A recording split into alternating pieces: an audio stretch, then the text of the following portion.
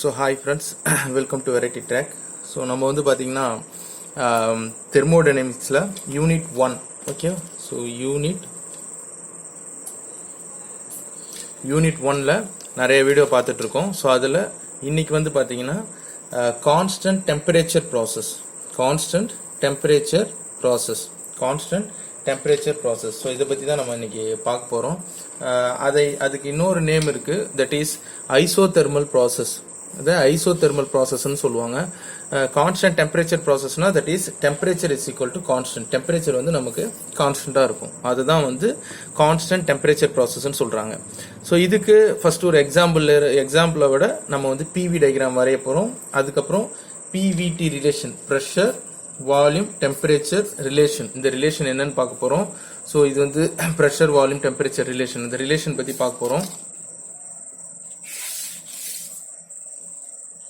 So அதுக்கப்புறம் வந்து பார்த்தீங்கன்னா ஒர்க் டன் உடைய ஃபார்முலா என்னன்னு பார்க்க போகிறோம். ஸோ இந்த ஃபார்முலா வந்து V1 வச்சு இந்த ஃபார்முலா எப்படி வருது, அப்புறம் லாக் வச்சு இந்த ஃபார்முலா எப்படி வருது, அப்புறம் வந்து V2/V1 P1/P2 எப்படி மாத்துறது, ஸோ அந்த ஃபார்முலா பார்க்க போகிறோம்.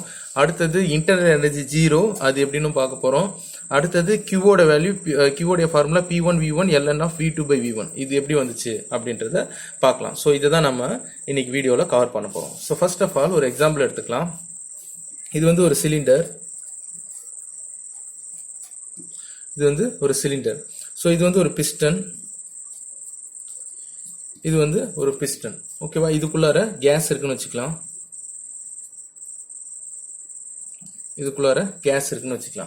ஸோ இப்போ இந்த பிஸ்டனை நான் இங்கேருந்து பை சம் ஒர்க், ஓகேவா, ஏதோ ஒரு ஒர்க் நான் இங்கே கொடுக்குறேன். அப்படி கொடுக்கும்போது இந்த பிஸ்டனை இங்கேருந்து இங்கே தள்ளுறேன், ஓகேவா. ஸோ இப்போ வால்யூம் வந்து இங்கே இருக்கு V, ஓகேவா. இதுதான் இதோடைய வால்யூம், ஓகேவா. இனிஷியலாக இருக்கிற வால்யூம் இதை V1 வச்சுக்கலாம். ஸோ இதுதான் இதோடைய வால்யூம், ரைட், இதுதான் இதோடைய வால்யூம். ஸோ இப்படி நான் கம்ப்ரஸ் பண்ணும்போது இங்கே இருந்து இந்த கேஸ் கம்ப்ரஸ் ஆகி இதுக்குள்ளார அரைஞ்சிடுச்சு. இந்த பிஸ்டன் இங்கே இருந்த பிஸ்டன் இங்கே கீழே வந்துடுச்சு. ஸோ இப்போ இனிஷியலாக இந்த V1ல இருந்த வால்யூம் ஃபைனலாக V2க்கு இங்கே வந்துடுச்சு. இந்த சிலிண்டர் அப்படியே தான் இருக்கு, இந்த பிஸ்டன் அப்படியே தான் இருக்கு, ஓகேவா. இங்கே நம்ம இந்த ஒர்க் கொடுத்து இதை கீழே மூவ் பண்ணிட்டோம். ஸோ இப்படி மூவ் பண்ணால் உங்களுக்கே தெரியும், நம்ம இதை கம்ப்ரஸ் பண்ண இது இப்படி டைட்டாக கம்ப்ரஸ் பண்ண இந்த கேஸ் இப்படி அழுத்தும் போது இந்த கேஸோடைய ப்ரெஷர் அதிகமாகும், ரைட்டா. ஸோ ப்ரெஷர் PVT பார்ப்போம், ப்ரெஷர் அதிகமாகும். ஏன்னா இதை நான் வச்சு இப்படி அழுத்துறேன் இல்லையா, இப்படி கீழே கம்ப்ரஸ் பண்ணுறேன், அப்போ ப்ரெஷர் அதிகமாகும், ஓகேவா. ஸோ அப்போ இந்த டயக்ராமில் பார்த்தோம்னா இதில் ப்ரெஷர் ரைஸ் ஆகிருக்கும், இந்த ப்ரெஷரை விட இந்த ப்ரெஷர் ரைஸ் ஆகிருக்கும். சரி, இப்போ இங்கேருந்து இதை கம்ப்ரஸ் பண்ணும்போது பாருங்க, இந்த வால்யூமை விட இந்த வால்யூம் சின்னதாக இருக்குது. ஸோ இப்போ வால்யூம் என்ன இருக்குது, குறைஞ்சிருக்கு. ஸோ வால்யூம் குறைஞ்சிருக்கு, இந்த வால்யூமை கம்பேர் பண்ணும்போது இந்த வால்யூம் குறைஞ்சிருக்கு. ஸோ இப்போ இதை இங்கேருந்து இங்கே கம்ப்ரஸ் பண்ணும்போது ப்ரெஷர் அதிகமாகிடுச்சு, வால்யூம் குறைஞ்சிருச்சு. ஸோ அப்போ நீங்கள் எல்லாருமே கேட்கலாம், அப்போ டெம்பரேச்சரும் இன்க்ரீஸ் தானே சார் ஆகும் அப்படின்னு கேட்கலாம். ஏன்னா ப்ரெஷர் அதிகமாகும் போது டெம்பரேச்சர் இன்க்ரீஸ் தானே ஆகும் அப்படின்னு கேட்கலாம். ஆனால் ஐசோதெர்மல்ல டெம்பரேச்சர் கான்ஸ்டன்ட்னு சொல்லுவாங்க. என்ன காரணம் அப்படின்னா, இந்த இடத்துல ஒரு தெர்மல் கண்டக்டர் அப்படின்னா, ஒரு நல்ல கண்டக்டர் அப்படின்னா, அதாவது எவ்வளோ ஹீட் இங்கே ப்ரொடியூஸ் ஆகுதோ, டெம்பரேச்சர் ரைஸ் ஆகுதோ, அந்த டெம்பரேச்சரை நம்ம வெளியில் எடுத்துக்கிட்டே இருக்கோம், ஓகேவா. இப்போ இந்த இடத்துல டெம்பரேச்சர் ரைஸ் ஆகுறது கிடையாது, இது கம்ப்ரஸ் ஆகும்போது டெம்பரேச்சர் ரைஸ் ஆச்சுன்னா அந்த டெம்பரேச்சரை இது வழியாக வெளியில் எடுத்துக்கிட்டே இருக்கும், ஓகேவா. ஸோ அப்படி வெளியில் எடுத்தோம் அப்படின்னா இந்த இடத்துல டெம்பரேச்சர் ரைஸ் ஆகாது, பட் ப்ரெஷர் மட்டும் தான் ரைஸ் ஆகும் அப்படின்னு நம்ம அஷ்யூம் பண்ணிக்கணும். அதுதான் வந்து இந்த ஐசோதெர்மல் ப்ராசஸ், ஓகேவா.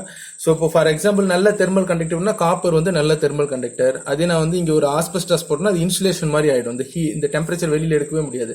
அதே நான் வந்து ஒரு காப்பர் கொடுத்தேன்னா ஈஸியாக டெம்பரேச்சர் வெளியில் எடுக்கலாம். பெஸ்ட் தெர்மல் கண்டக்டர் இங்கே இருக்கிறதா வச்சுப்போம், அதனால டெம்பரேச்சர் ரைஸ் ஆகலை. இது வந்து வேகமாக கம்ப்ரஸ் பண்ணால் நடக்காது, it is a slow process, equilibrium process மாதிரி நம்ம நினச்சிக்கணும், ஸ்லோ ப்ராசஸ்.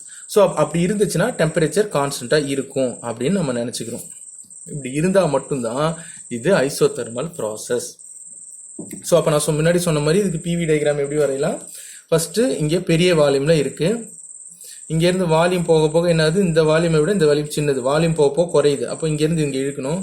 ஸோ நான் அப்படி இழுக்கணும்னு பார்த்தீங்கன்னா இப்படின்னா ஹரிசான்லாம் இழுக்கணும், ஓகேவா. அதுக்கப்புறம் என்ன ஆகுது, ப்ரெஷர் இன்க்ரீஸ் ஆகுது, இது இப்படி இழுக்கணும். ஸோ அப்படி கிடையாது, ப்ரெஷர் இன்க்ரீஸ் ஆக வால்யூம் குறைஞ்சிக்கிட்டே வருது. அப்போ அது ஒரு கர்வாக தானே கிடைக்கும். ஸோ அது இப்படி கிடைக்கும். ப்ரெஷர் இன்க்ரீஸ் ஆகுது, வால்யூம் குறையுது, ப்ரெஷர் இன்க்ரீஸ் ஆகுது, வால்யூம் குறையுது. ஸோ அது குறைஞ்சி இந்த ஸ்டேஜுக்கு வருது. ஸோ இப்போ இதனுடைய இனிஷியல் ஸ்டேஜ்னா இதனுடைய ஃபைனல் ஸ்டேஜாக இருக்கும். ஸோ இது எக்ஸ்பேன்ஷன் இது கம்ப்ரெஷன் ப்ராசஸ்ன்னு சொல்லுவாங்க இதை. ஸோ இதை பிவி ஈக்குவல் டு கான்ஸ்டன்ட் அப்படின்னு சொல்லுவாங்க. ஏன்னா டீன்ற வேல்யூ வராது, அதை நான் இங்கே சொல்கிறேன். பிவி ஈக்குவல் டு கான்ஸ்டன்ட், இந்த பிவி மட்டும் தான் வரும், டி வராது, ஏன்னா கேன்சல் ஆகிடும். ஸோ அதை பிவி ஈக்குவல் டு கான்ஸ்டன்ட் ப்ராசஸ்ன்னு சொல்லுவாங்க. ஓகேவா? இப்போ இது வந்து என்னது, V1, இது V2, இது P2, இது P1. ஓகேவா? ஸோ P1லேருந்து P2க்கு என்ன இருக்குது, இது இன்க்ரீஸ் ஆகிருக்கு. V1லேருந்து V2க்கு இது குறைஞ்சிருக்கு. ஓகேவா? இதுதான் வந்து இதோடைய PV டயக்ராம். ஓகே, இப்போ நம்ம ஃபார்முலாஸ் பார்க்கலாமா, ரிலேஷன்ஸ் எப்படி எப்படி வருதுன்னு பார்க்கலாம். First pressure volume temperature relation. ஓகேவா?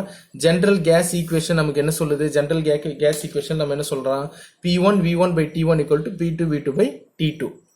ரைட்டா? ஸோ இப்போ P1 V1 by T1 equal to P2 V2 by T2 அப்படின்னா இந்த T1ஐயும் இந்த T1ஐயும் கேன்சல் பண்ணிடலாம். ஏன்னா T1 equal to T2, நான் ஏற்கனவே சொல்லியிருக்கேன் டெம்பரேச்சர் கான்ஸ்டன்ட், டெம்பரேச்சர் ரைஸ் ஆகலை. அப்போ T1ம் T2ம் ஈக்குவல்னா இதையும் கேன்சல் பண்ணிடலாம். ஸோ அப்போ P1 V1 equal to P2 V2ன்னு எழுதலாம். Or PV equal to constant, இங்கே டெம்பரேச்சருங்கிற அந்த டேர்மு வராது அப்படின்னு கூட எழுதலாம். அதை தான் நாங்கள் எழுதியிருக்கேன், PV equal to constant. So அப்போ P1 V1 equal to P2 V2ன்னு எழுதலாம். ஏன்னா ரெண்டு ப்ராசஸ், ஒன்றுலேருந்து ரெண்டு ஸ்டேட், ஒரு ஸ்டேட்லேருந்து இன்னொரு ஸ்டேட்டுக்கு தான் வருது, ரெண்டே ஸ்டேட் தான். ஸோ அப்போ P1 V1 equal to P2 V2ன்னு எழுதலாம். ஸோ இதுலேருந்து P தனியாக V தனியாக வச்சுக்கிட்டோம் அப்படின்னா இந்த P எந்தாண்டு எடுத்து வந்துடலாம், P2 by P1 equal to V1, இது இந்தாண்ட போச்சுன்னா V1 by V2. ஸோ இதுதான் வந்து pressure volume temperature relation for isothermal process. இது ரொம்ப இம்பார்ட்டன்ட், நம்ம ப்ராப்ளம் சால்வ் பண்ணும்போது பார்க்கலாம், இதை நல்லா கவனிச்சுக்கோங்க. நெக்ஸ்ட் ஒர்க் டன், இதுவும் அடிக்கடி கேட்குறாங்க அண்ணா யூனிவர்சிட்டியில். So work done that is equal to difference in work. So இங்கேருந்து நம்ம ஒர்க்கை இங்கே கொடுக்குறோம், right? So difference in work equal to என்ன சொல்லலாம், இப்போ இங்கேருந்து இந்த பிஸ்டன் நீங்கள் அழுத்துறீங்க, அழுத்தும் போது இந்த பிஸ்டன் இங்கேருந்து இங்கே நகருது. ஸோ அப்போ இந்த இடத்துல இருக்கிற இந்த ப்ரெஷரை நம்ம மாற்றுறோம் இந்த ஒர்க்கை கொடுத்து. அப்போ ப்ரெஷர்னால இது இங்கே நகரும் போது இந்த வால்யூம் சேஞ்ச் ஆகுது. ஸோ அப்போ அதுதானே ஒர்க், இங்கேருந்து இங்கே நகர்ந்துருக்கு. ஸோ ஒர்க்குன்றது என்னது, ஃபோர்ஸ் இன்ட்டு டிஸ்பிளேஸ்மெண்ட், இதுலேருந்து இங்கே நகர்ந்த அளவு. ஸோ அதை எதை வச்சு சொல்லலாம், நம்ம எவ்வளோ ப்ரெஷர் கொடுத்தோம், எவ்வளோ வால்யூம் நகர்ந்துருக்கு, அதுதான் நமக்கு கிடைச்ச ஒர்க் அப்படின்னு சொல்லலாம். So P into difference in வால்யூம்னு சொல்லலாம். So 1 to 2 state, so 1 to 2 that is equal to 1 to 2 P into டிவின்னு எழுதலாம். W 1 to 2னா 1 to 2 ப்ராசஸ் அப்படின்றதுனால இதை இப்படி எழுதிட்டு 1 to 2 P இன்ட்டு டிவின்னு எழுதணும் அப்படின்னா தட் இஸ் ஈக்குவல் டு இந்த P-யை நம்ம வேற மாதிரி மாற்றிக்கலாம். ஏன்னா அந்த P இருந்ததுன்னா நம்மளால இன்டெகிரேட் பண்ண முடியாது, அதை வேற மாதிரி மாற்றிடலாம். எப்படி மாற்றலாம், PV ஈக்குவல் டு கான்ஸ்டன்ட், இப்போ தான் படித்தோம், PV ஈக்குவல் டு கான்ஸ்டன்ட் போடலாம். So PV equal to P1 V1 equal to P2 V2ன்னு போடலாம். அப்போது வெறும் P கண்டுபிடிச்சோன்னா P equal to P1 V1 by V, இந்த V-யை கீழே எடுத்துன்னு வந்தோம்னா Vன்னு கிடைக்கும். ஓகேவா? இது உங்களுக்கு புரிஞ்சிருக்கும். இப்போ இந்த இடத்துல இருக்கிற இந்த Pக்கு பதில் இந்த வேல்யூவை சப்ஸ்டியூட் பண்ணலாம். ஸோ அப்படி சப்ஸ்டியூட் பண்ணோன்னா that is P1 V1 by V into dVன்னு கிடைக்கும். ஓகேவா? So W1 to 2 equal to இந்த P1 V1 வெளியில் எடுத்துகிட்டு வந்துடலாம், 1 to 2 dV by V. Okay, so 1 by V-யை இன்டெகிரேட் பண்ணால் ln of Vன்னு எழுதலாம். So P1 V1 into ln of Vன்னு எழுதுகிறேன். ஓகேங்களா? அடுத்தது P1 V1 into ln of V, இங்கே என்ன இருக்குது, வேல்யூ இருக்குது, 1 to 2 இருக்கும் இன்டெகிரேஷன் லிமிட். ஸோ இப்போ ln of V2, first V2 போடணும் உள்ளார, minus ln of V1 minus ln of V1. So W1 to 2 is equal to P1 V1 into ln of V2 minus V1 எப்படி எழுதலாம், ln of V2 by V1 எழுதலாம். அதுதான் இங்கே இருக்கேன், ln of V2 by V1 எழுதலாம். இந்த ln லாகா மாற்றணும் அப்படின்னா இங்கே ஒரு 2.3 சேரும், இது நம்ம மேத்தமெட்டிக்ஸில் படிச்சிருக்கோம். So 2.3 P1 V1 into log of V2 by V1 எழுதலாம். அடுத்தது W1 to 2 equal to 2.3 into இந்த V2 by V1, சப்போஸ் ப்ராப்ளத்தில் நமக்கு வால்யூம் கொடுக்கல, ப்ரெஷர் கொடுத்துருந்தாங்க அப்படின்னா இந்த மாதிரி கன்சிடர் பண்ணலாம். That is P1 V1 equal to P2 V2. So இந்த V2 எந்தாண்டு எடுத்துகிட்டு வந்துடுங்க. ஓகேவா? ஸோ அப்போ V2 by V1 equal to P1 by P2ன்னு எழுதலாம். அந்த V2 by V1 பதில் P1 by P2ன்னு எழுதலாம். நம்ம இங்கேயே பார்த்துருக்கோம். ஸோ இந்த ஈக்குவேஷன் தான் நான் இங்கே ஆல்டர் பண்ணி எழுதியிருக்கேன். ஸோ இப்போ V2 by V1க்கு பதில் P1 by P2ன்னு எழுத முடியும். ஸோ இதுதான் வந்து ஒர்க் டன்னுக்கான 3 ஃபார்முலா, 3 டிஃப்ரெண்ட் ஃபார்முலா. இதையும் ஞாபகம் வச்சுக்கோங்க, நம்ம ப்ராப்ளம் சால்வ் பண்ணும்போது ஈஸியாக இருக்கும். அடுத்தது இன்டர்னல் எனர்ஜி. இன்டர்னல் எனர்ஜின்றது என்னது, இந்த இடத்துக்குள்ளார இருக்கிற அந்த மாலிகுல்ஸ்னால எவ்வளோ டெம்பரேச்சர் டிஃப்ரென்ஸ் நடந்துச்சு அப்படின்றது தான். ஸோ எவ்வளோ மாஸ் இருக்கு உள்ளார அந்த கேஸு இன்ட்டு இந்த கான்ஸ்டன்ட் வால்யூம், இந்த கான்ஸ்டன்ட் வால்யூமில் எவ்வளோ டெம்பரேச்சர் டிஃப்ரென்ஸ் நடந்துச்சு அதை தான் சொல்லுவோம். நம்ம ஏற்கனவே சொல்லியிருக்கோம் இது கான்ஸ்டன்ட் டெம்பரேச்சர் ப்ராசஸ்ன்ட்டு. ஸோ T1 ஈக்குவல் டு T2ன்னு எழுதலாம். அப்படி எழுதணும்னா இந்த ஹோல் டைம் 0 ஆச்சுன்னா இந்த ஹோல் டைம் ஃபுல்லாக 0 ஆகிடும். So U equal to 0. இப்போ டெம்பரேச்சர் சேஞ்ச் நடக்கணும்னா டெம்பரேச்சர் வெளியில் எடுத்துக்கிட்டே இருந்தோம் அப்படின்னா சேஞ்ச் ஆகாமல் உள்ளார இன்டர்னல் சேஞ்ச் எதுவும் நடக்க போகிறது இல்லை. அதனால் U ஈக்குவல் டு 0. ஸோ இதுவும் ஞாபகம் வச்சுக்க வேண்டியது. ஐசோதெர்மல் ப்ராசஸில் இன்டர்னல் எனர்ஜி 0 அப்படின்ட்டு. அடுத்தது 4th ஹீட் ட்ரான்ஸ்ஃபர். கியூவோட வேல்யூ எப்படி கண்டுபிடிக்கலாம்? கியூ எவ்வளோ அமௌண்ட் ஆஃப் ஹீட் இங்கே ட்ரான்ஸ்ஃபர் ஆயிருக்கு. அது என்ன எப்படி சொல்லலாம்? டிக்யூ இஸ் ஈக்குவல் டு எவ்வளோ ஹீட் இன்டர்னல் எனர்ஜி எவ்வளோ இங்கே கிரியேட் ஆயிருக்கு ப்ளஸ் எவ்வளோ நம்ம ஒர்க் பண்ணியிருக்கோம். அதுதான் வந்து டோட்டல் அமௌண்ட் ஆஃப் ஹீட்னு சொல்லுவோம். So that is equal to U plus டபிள்யூன்னு எழுதலாம். யூவோட வேல்யூ 0 நம்ம ஏற்கனவே சொல்லியாச்சு. ப்ளஸ் டபிள்யூட வேல்யூ நம்ம இங்கே எழுதியிருக்கோம். இதில் எந்த வேல்யூ வேணால் எடுத்துக்கலாம் 3 வேல்யூவில். ஸோ நான் இந்த வேல்யூ எடுத்துக்கிறேன். P1 V1 into ln of V2 by V1. So Q equal to W என்ன சொல்லணும்னா Q equal to W for isothermal process or constant temperature ப்ராசஸ்க்கு Q ஈக்குவல் டு Wன்னு எழுதலாம். இது உங்களுக்கு புரிஞ்சிருக்கும்னு நினைக்கிறேன். இந்த ஃபார்முலாஸ் எல்லாம் ஞாபகம் வச்சுக்கோங்க. நம்ம ப்ராப்ளம் சால்வ் பண்ணும்போது இதை கண்டிப்பாக யூஸ் பண்ணுவோம். ஸோ தேங்க்யூ ஃபார் வாட்சிங் ஃப்ரெண்ட்ஸ். உங்களுக்கு ஏதாவது புரியல அப்படின்னா கீழே கமெண்ட் பண்ணுங்கள், நான் கண்டிப்பாக ரிப்ளை பண்ணுறேன்.